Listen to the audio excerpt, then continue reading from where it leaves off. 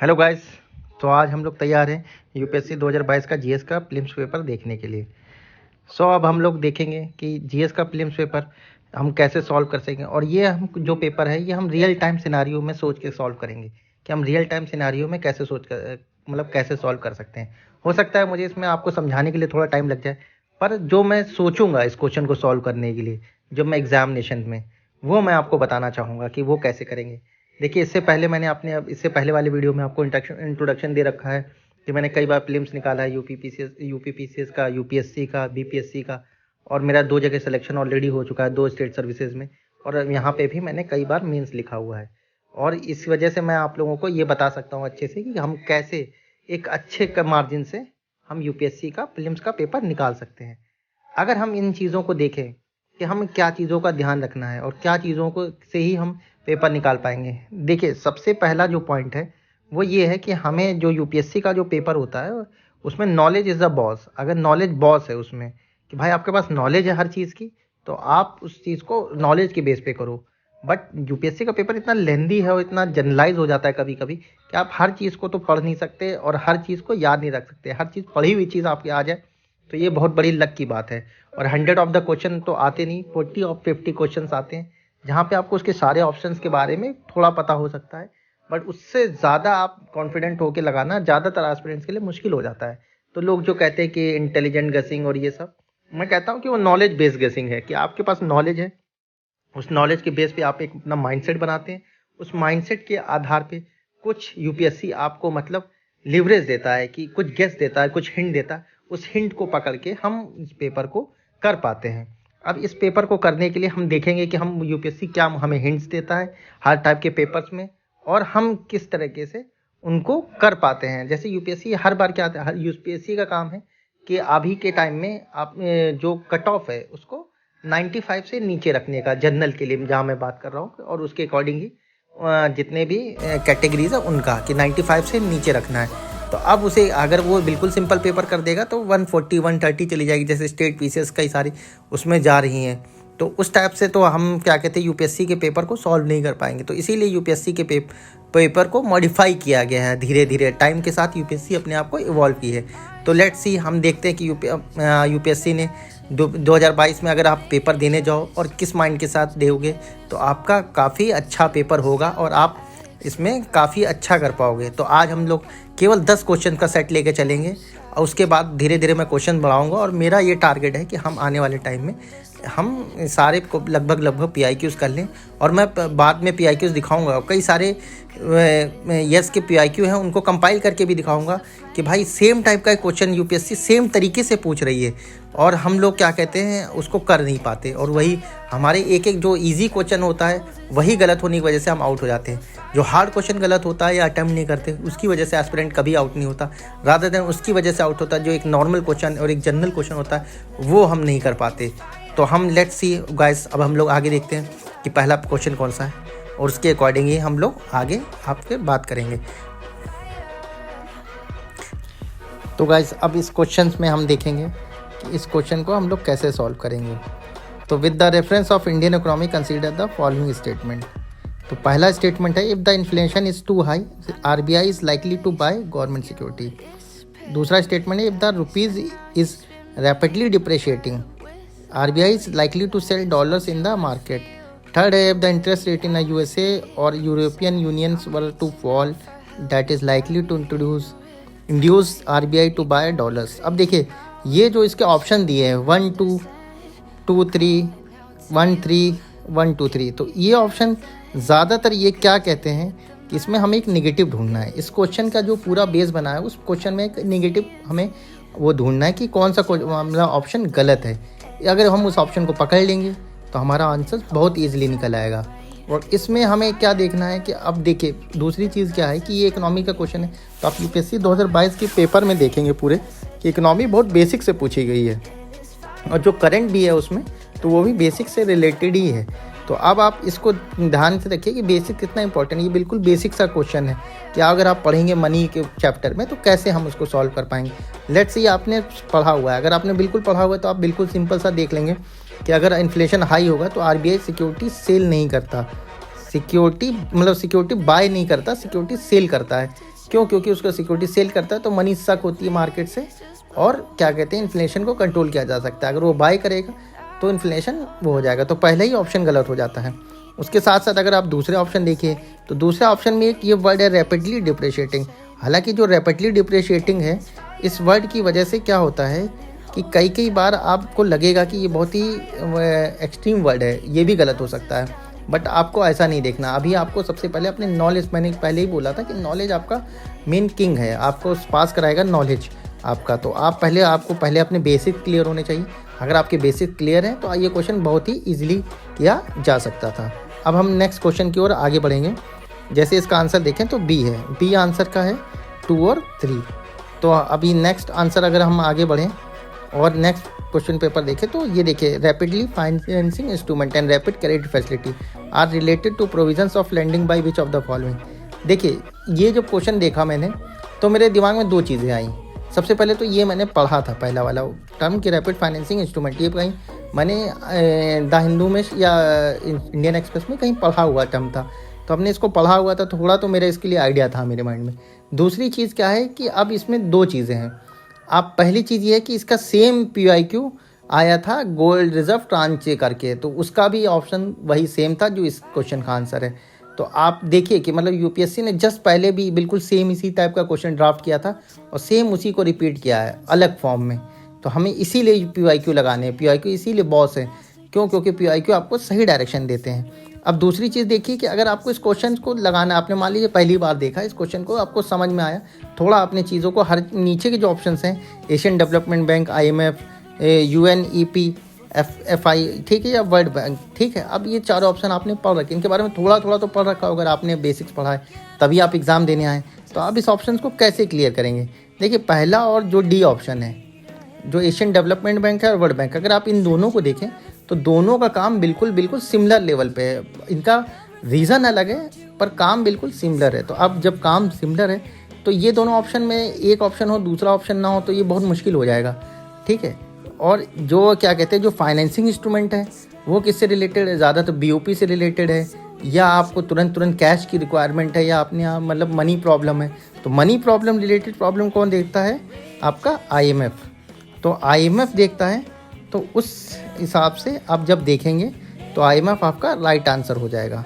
और ये जो क्वेश्चन है, rapid financing instrument, rapid credit facility ज़्यादातर IMF प्रोवाइड करता है आपको। रैपिड जब भी BOP की क्राइसिस आता है तो ज़्यादातर हमें क्या इससे, अब देखिए इसके साथ एक और सीख मिलती कि ये जो चारों ऑर्गेनाइजेशंस हैं, ये ऑर्गेनाइजेशन अगले साल भी आएंगी और अगले साल किसी और फॉर्म में आएंगी, सेम फॉर्म में नहीं आएगी। तो UPSC always giving hint by PYQ कि अगले साल भी हम इन्हीं क्षेत्रों से क्वेश्चन पूछेंगे। तो हमें इनके बारे में पता होना चाहिए सही से, IMF के बारे में पता होना चाहिए, United Nation Environment Programme financing institute, इनके बारे में पता होना चाहिए, और वर्ल्ड बैंक के बारे में पता होना चाहिए कि ये चारों क्या है, इंस्टीट्यूट है, कहाँ सिचुएटेड है, क्या काम करती हैं, कैसा प्रोवाइड करती हैं फाइनेंस, या कैसा मतलब इकनॉमी में इफेक्ट डालती हैं। तो ये सब चीज़ें पता होनी, अगर ये चीज़ें हमें पता है तो हम इसको अच्छे से कर सकते हैं, इस क्वेश्चन को और आने वाले कई क्वेश्चनों को।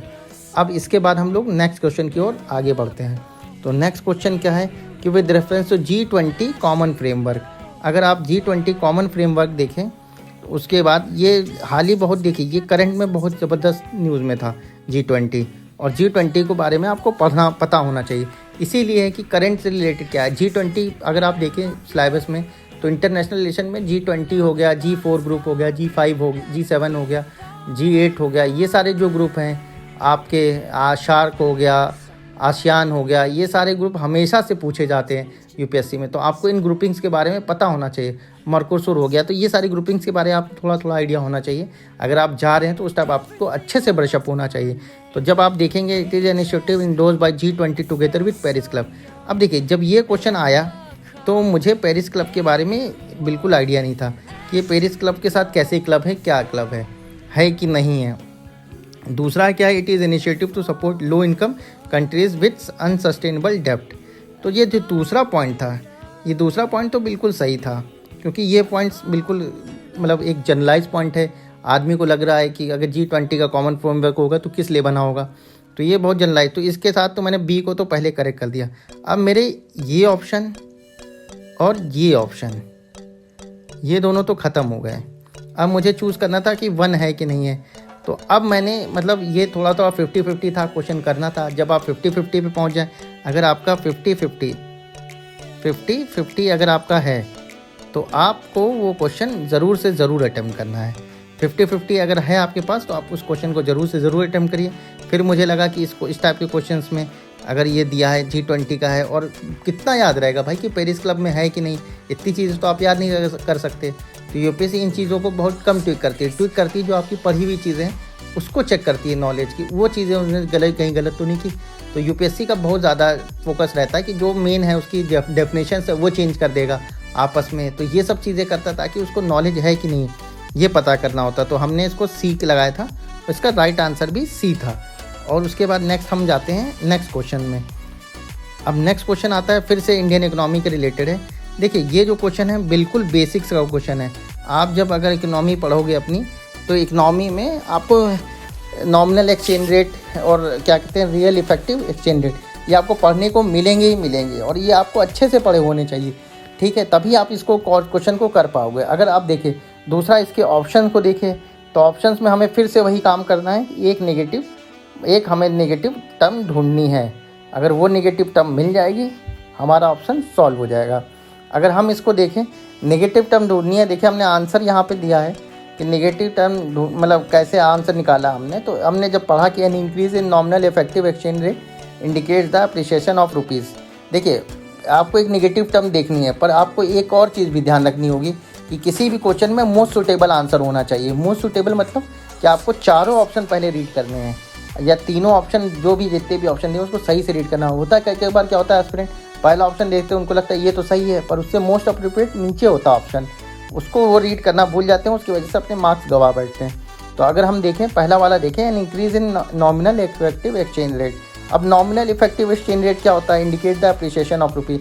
अगर भाई किसी भी एक्सचेंज रेट का प्राइस बढ़ रहा है, let it be nominal real in सब का, तो इसका मतलब है कि रुपए का प्राइस भी अप्रिशिएट हो रहा है। तो इसका मतलब है कि भाई ये ऑप्शन तो बिल्कुल ही सही है, ये चाहे नॉमिनल हो चाहे रियल हो, ये दोनों में ही अप्रिशिएट कर रहा है तो बढ़ रहा है। तो अब दूसरी चीज़ है can increase in real effective exchange rate indicates an improvement in trade competitiveness.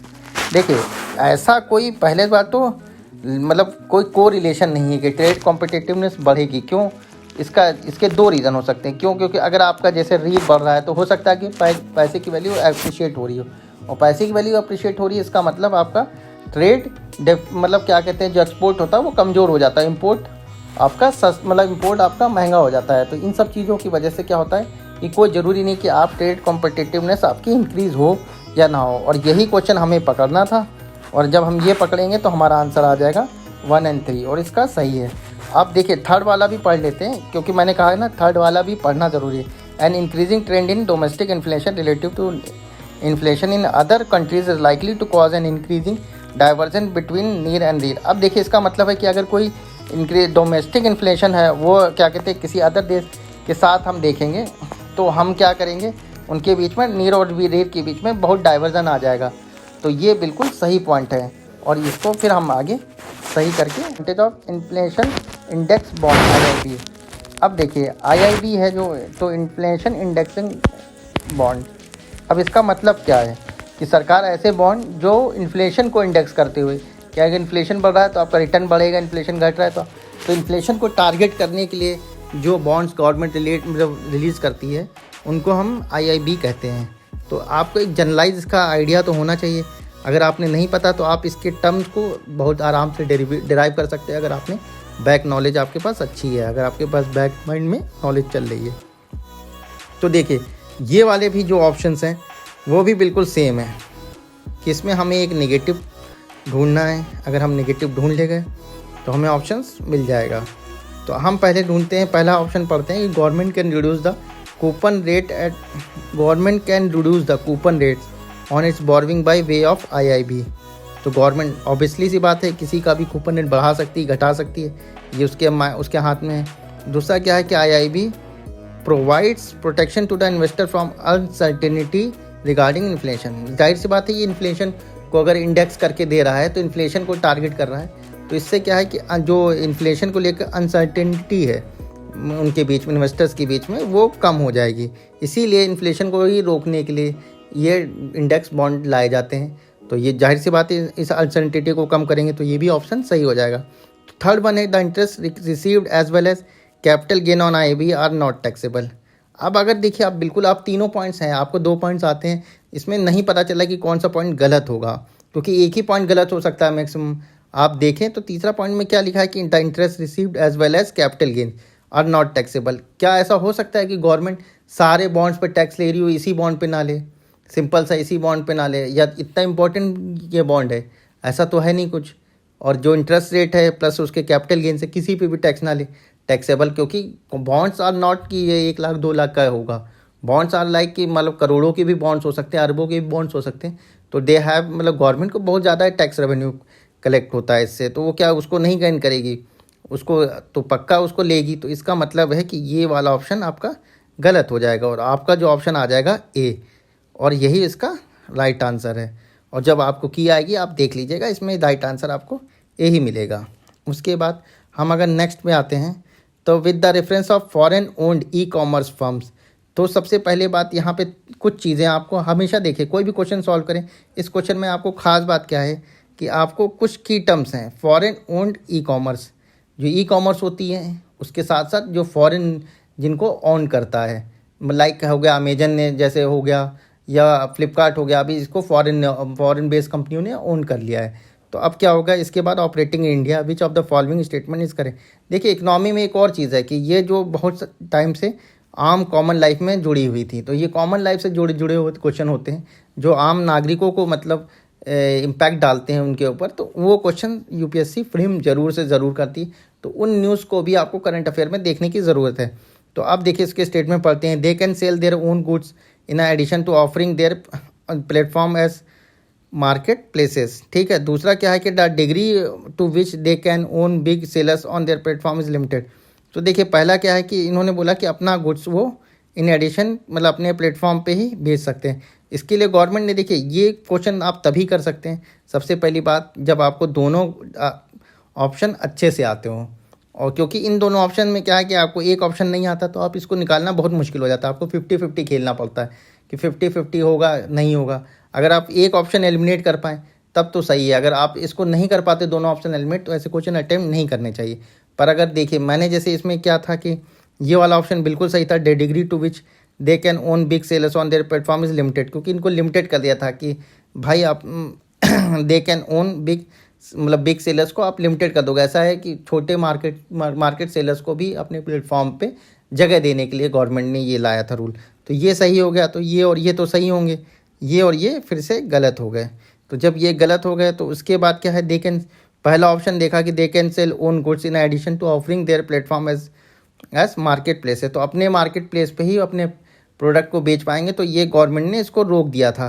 क्यों? FDI और इन सब चक्करों में आपने न्यू करंट अफेयर से बिल्कुल रिलेटेड था, अगर आप उसको सही से पढ़ेंगे तो आपको पता चलेगा। तो इसका आंसर बी था, और इसको आप की आएगी तो इससे हम मैच करेंगे तो आपको ये मिलेगा। बहुत ईजी क्वेश्चन था अगर आपने करंट अफेयर को सही से पढ़ा है।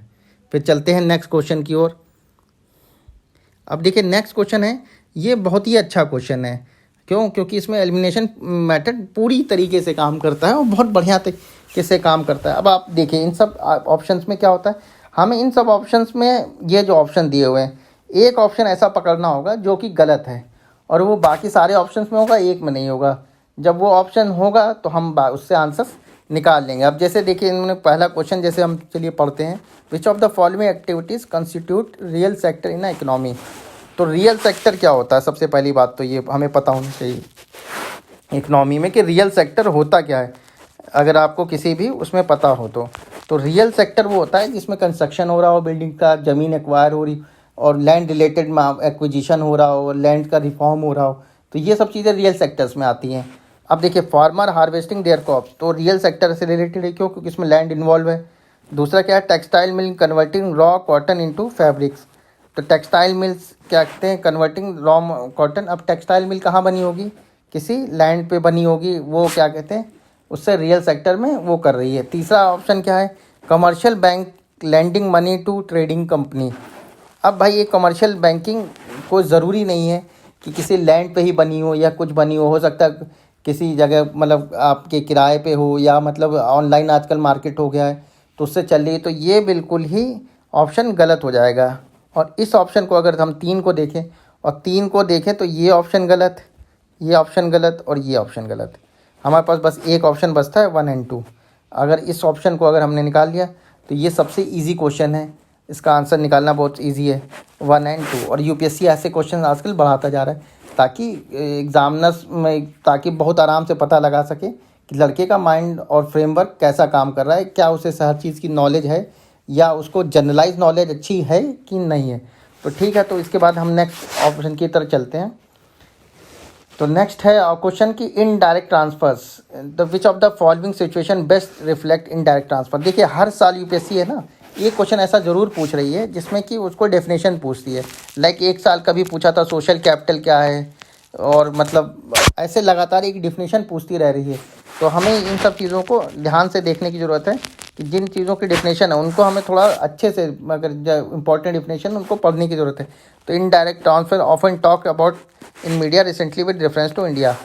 अब अगर इस क्वेश्चन को सॉल्व करें तो आपको इनकी डेफिनेशन पता होनी चाहिए। अगर ये डेफिनेशन नहीं है तो आप बहुत ज़्यादा कंफ्यूज कर जाओगे। और इस क्वेश्चन को निकालने का मेरे हिसाब से इस क्वेश्चन में अगर आपको अच्छे से आता है तो अटैम्प्ट करिए, अदरवाइज़ बेटर है कि आप इसको लीव कर जाइए और इसको बाद में देखिए। अगर अच्छे से बाकी क्वेश्चन सॉल्व कर दिया तो बेटर इसको अवॉइड कर दीजिए, अगर नहीं है तो फिर हम इसको सही से देखेंगे। अब इसको सही से देखने का क्या तरीका है कि आप देखिए, पहले इसके ऑप्शंस पढ़िए।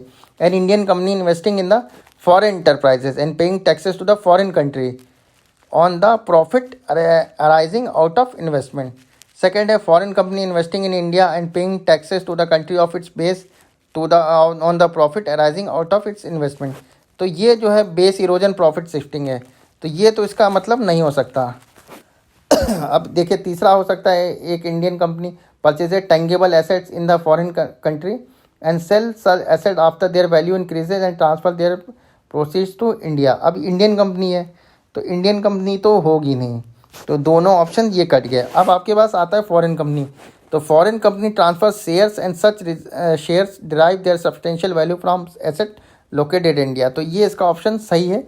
और देखिए ज़्यादातर जो इकनॉमी की प्रॉब्लम्स हैं आप देखेंगे तो फॉरेन कंपनी इंडिया में आती है और इंडिया में मार्केट है, उनके पास मार्केट एक्सेस करती हैं और वो ज़्यादातर क्या करती है, अपने प्रॉफिट को वो दो ऐसी जगह पे शिफ्ट करने की कोशिश करती हैं जो एक बेस इरोजन प्रॉफिट शिफ्टिंग का है, या चाहती हैं कि हम ज़्यादा से ज़्यादा प्रॉफिट अपनी कंट्री में वापस ले जाएं, यहाँ जहाँ के हम ओरिजिन है हम वहाँ लेके जाएं, या ऐसी जगह पे लेके जाएं जहाँ पे हमारे टैक्सेस बहुत कम हो। तो ये सब वो करती हैं, इसी वजह से इनडायरेक्ट ट्रांसफर्स है। और इनडायरेक्ट ट्रांसफर्स का सही ऑप्शन डी है और डी ही इसका सही ऑप्शन है। अब चलिए बढ़ते हैं नेक्स्ट क्वेश्चन की ओर। अब नेक्स्ट क्वेश्चन जो आया कि with the reference of expenditure made by an organization और a company of which of the following statement are correct. आपका कोई एक्सपेंडिचर हो रहा है किसी कंपनी या ऑर्गेनाइजेशन में तो उसके बारे में पता करते हैं। तो क्या एक्सपेंडिचर किस टाइप के होते हैं, या तो कैपिटल होता है तो ये रेवेन्यू होता है। तो हम ज़्यादातर अगर हमें ये बेसिक्स पता है, इसकी डेफिनेशन पता है, तो हम इसको आराम से निकाल सकते हैं। Acquiring new technologies capital expenditure.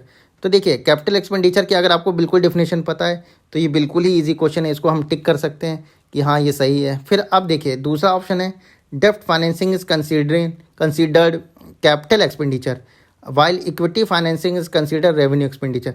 अगर आप इस डेफिनेशन को पढ़ें और यूपीएससी की ट्रिक को ध्यान में रखें तो यूपीएससी क्या करता है, इस वाली अगर दो हैं तो उनको क्या करेगा आपस में, जब एक ही पे उसमें दिया हो ऑप्शन में तो वो क्या करेगा आपस में इंटरचेंज कर देगा। और यही इसने आपस में डेप्ट फाइनेंसिंग को रेवेन्यू एक्सपेंडिचर होता है और जो इक्विटी फाइनेंसिंग वो कैपिटल एक्सपेंडिचर होता है, बट इन्होंने इसको आपस में ट्विस्ट कर दिया है और ट्विस्ट करने की वजह से ये ऑप्शन गलत हो जाता है। तो हमें ये देखना है कि जब भी दो ऑप्शन एक के साथ क्लब किए और डेफिनेशन बेस्ड दूँ तो वो कहीं आपस में इंटरचेंज तो नहीं है, क्योंकि हम जल्दी में पढ़ जाएंगे और हमें दोनों चीज़ें आपस में कंफ्यूज करने के लिए दी होंगी। तो अगर हम इस चीज़ को ध्यान में रखें तो हम इस क्वेश्चन का आंसर निकाल लेंगे और इस क्वेश्चन का आंसर ए है। और ये आंसर निकालना बहुत ईजी है अगर आपको अच्छे से बेसिक्स नॉलेज है। ठीक, फिर हम चलते हैं नेक्स्ट क्वेश्चन की ओर। नेक्स्ट क्वेश्चन है अभी इंडियन इकोनॉमी से है कि Indian economy consider the following statement, A share of house hold financing saving goes toward government borrowing and dated security issued and market related rates in auction form है large component of internal डेप्ट। अब देखिए इस question को अगर आप सही से देखें तो इस क्वेश्चन में पहला जो स्टेटमेंट है कि share of the house hold financing, तो आपने ज़्यादातर पढ़ा होगा कि गवर्नमेंट बोरविंग्स होती है वो ज़्यादातर फाइनेंस सेविंग बेस्ड होती है, और सेविंग सबसे ज़्यादा किसकी, हाउस होल्ड फाइनेंशियल सेविंग्स है। तो हम जो लार्ज चंक ऑफ गवर्नमेंट की जो वो है बोरविंग है वो हाउस होल्ड सेविंग्स है। ठीक है, तो ये ऑप्शन तो बिल्कुल ही करेक्ट हो जाता है। दूसरा ऑप्शन क्या आता है, dated security issued at market related rate in option form a large component of the internal डेप्ट।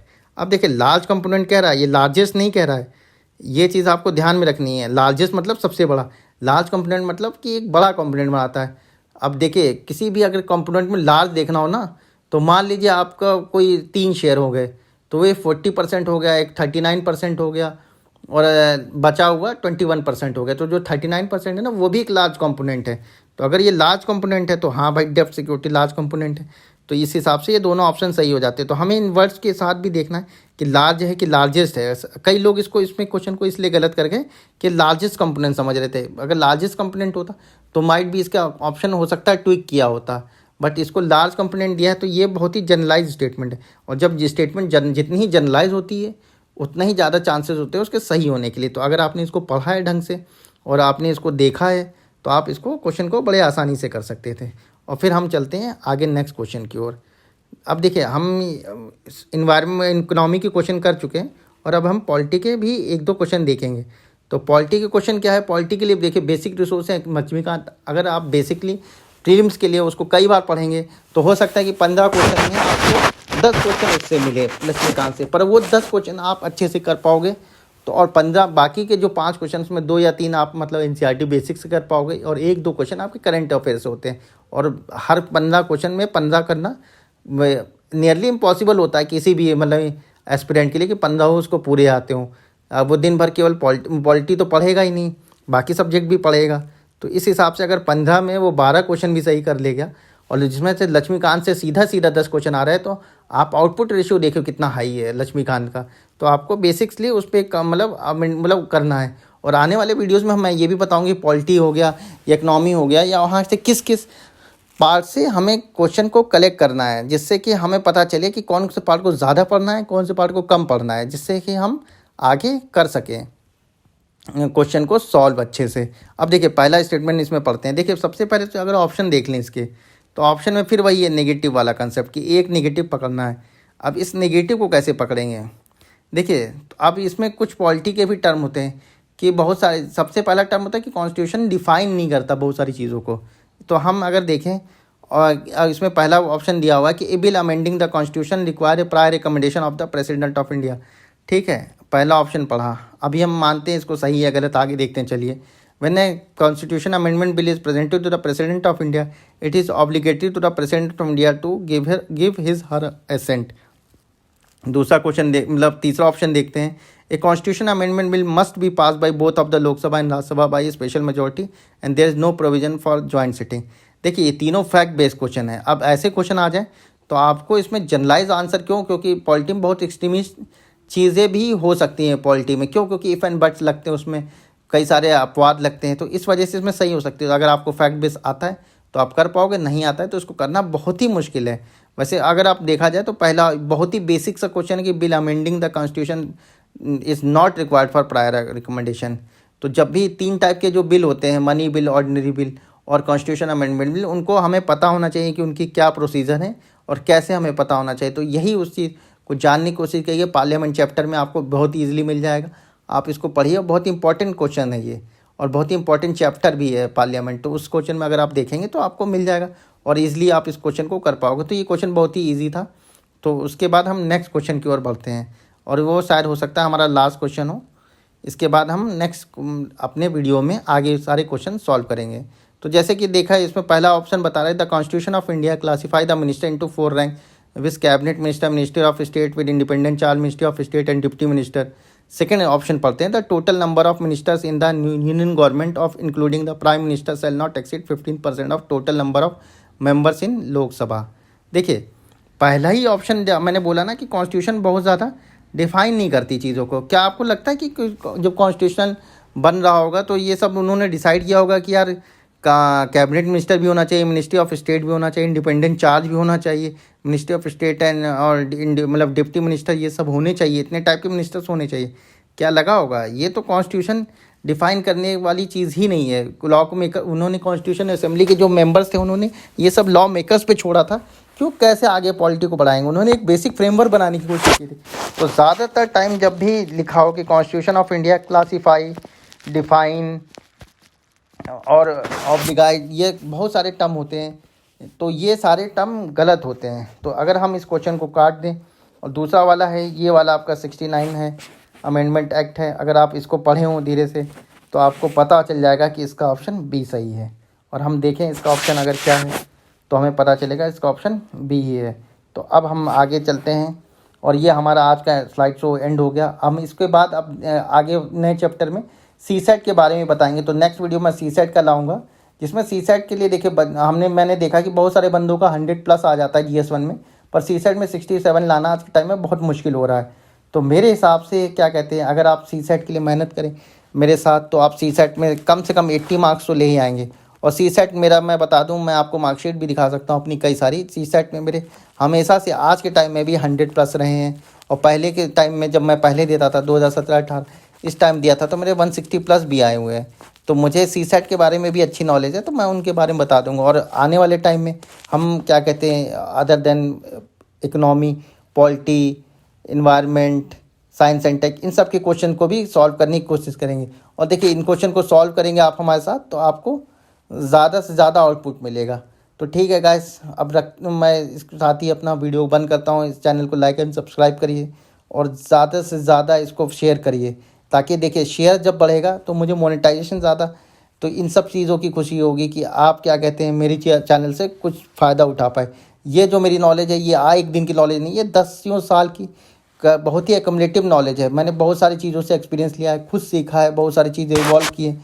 तो वो अच्छा चीज़ें मैं चाहता हूँ कि आप लोगों के पास पहुँचे, जो बिगनर्स हैं या जो अभी बीच में हैं, जो या उनको सही ट्रैक नहीं मिल रहा, वो इनको सही ट्रैक पकड़ पाएँ और ये चीज़ें जल्दी से जल्दी अपने आप को अंदर एक्वायर कर पाएँ, ताकि वो भी UPSC के प्रीलिम्स को आराम से सेल कर पाएँ। तो ठीक है गाइस, बाय, गुड नाइट, शब्बा खैर।